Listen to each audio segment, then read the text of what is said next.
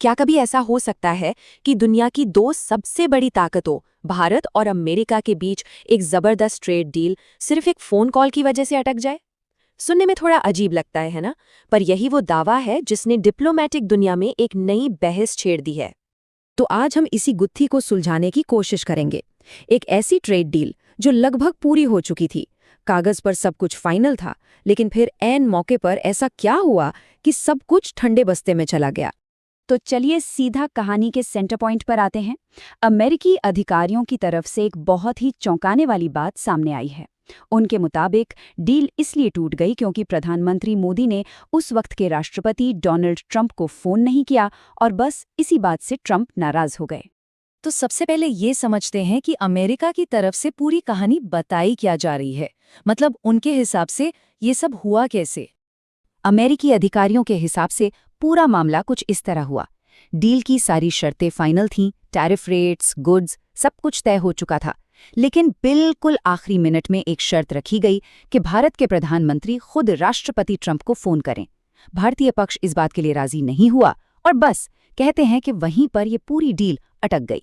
लेकिन क्या ये कहानी इतनी सीधी साधी है जितनी दिख रही है, या फिर इस कहानी के पीछे भी कोई और कहानी है? क्योंकि मजे की बात यह है कि खुद अमेरिका की तरफ से ही अलग अलग बातें सुनने को मिल रही हैं। और यहीं पर मामला एकदम पेचीदा हो जाता है।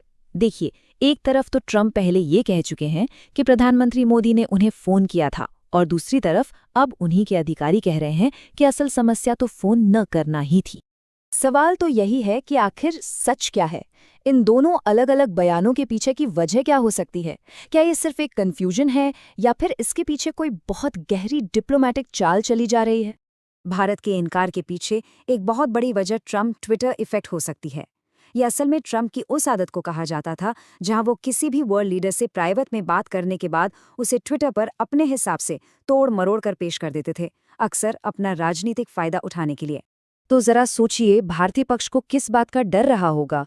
हो सकता है ट्रंप फोन कॉल के बाद ट्वीट कर देते कि देखिए भारत डील के लिए कैसे गिड़गिड़ा रहा था। पूरी दुनिया के सामने ये भारत के लिए एक अपमानजनक स्थिति होती, और बाद में विदेश मंत्रालय के लिए इस बात को सुधारना भी लगभग नामुमकिन हो जाता। तो अब सवाल ये है कि इस पूरी सिचुएशन में भारत कहाँ खड़ा है? क्या ये अमेरिकी डील भारत के लिए इकलौता ऑप्शन था? शायद नहीं। असलियत तो ये है कि जब ये अमेरिकी डील अटकी हुई थी, तब भारत चुप नहीं बैठा था। भारत ने अपनी ट्रेड स्ट्रैटेजी को डाइवर्सिफाई किया और दुनिया के दूसरे देशों के साथ बड़ी बड़ी डील्स करने में लगा हुआ था। और इसके नतीजे हमारे सामने हैं। भारत ने 4 यूरोपीय देशों के EFTA ग्रुप के साथ एक बड़ी डील की। यूके और ओमान के साथ भी ट्रेड समझौते फाइनल कर लिए। इतना ही नहीं, यूरोपियन यूनियन के साथ एक बहुत ही महत्वपूर्ण ट्रेड डील भी लगभग फाइनल होने वाली है। और जरा इन डील्स का साइज देखिए। अकेले एफ्टा समझौते से भारत को $100 अरब के फॉरेन डायरेक्ट इन्वेस्टमेंट का कमिटमेंट मिला है। इससे ये साफ पता चलता है कि भारत के पास ऑप्शंस की कोई कमी नहीं है। तो अब सबसे बड़ा सवाल, आगे क्या होगा? इस डील का भविष्य अभी भी कई चीजों पर टिका है। देखिए, अभी की सिचुएशन काफी कॉम्प्लेक्स है। एक तरफ अमेरिका की तरफ से 500% तक टैरिफ लगाने की धमकियां हैं। दूसरी तरफ अमेरिकी सुप्रीम कोर्ट में एक केस चल रहा है जिसका फैसला इन टैरिफ्स को गैर कानूनी भी बना सकता है। और इन सब के बीच भारत और यूरोपियन यूनियन की डील अमेरिका के साथ डील करने की जरूरत को और भी कम कर देती है।